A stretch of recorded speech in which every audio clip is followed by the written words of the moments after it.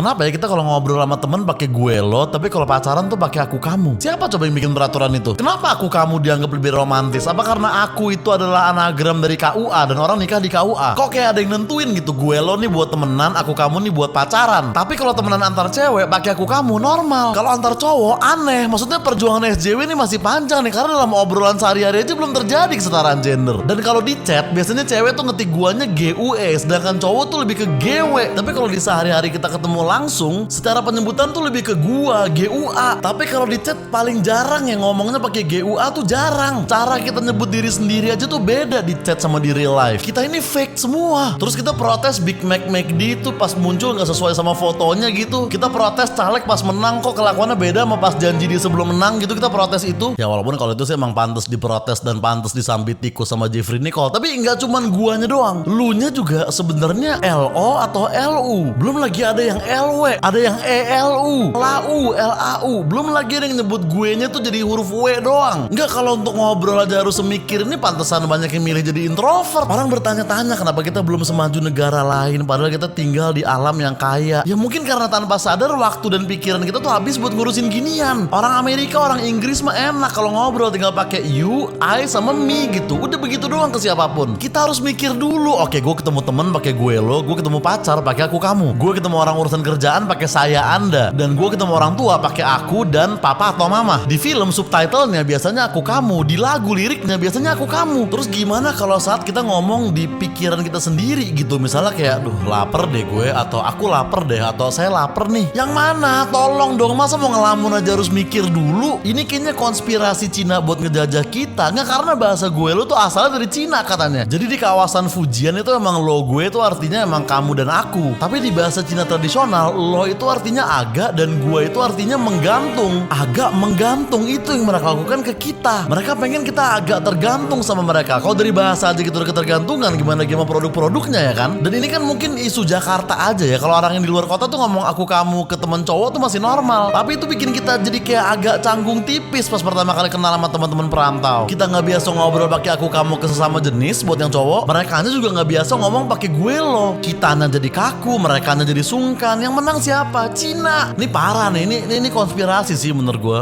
Maksudnya menurut aku, menurut saya deh. Menurut aneh deh, menurut aneh.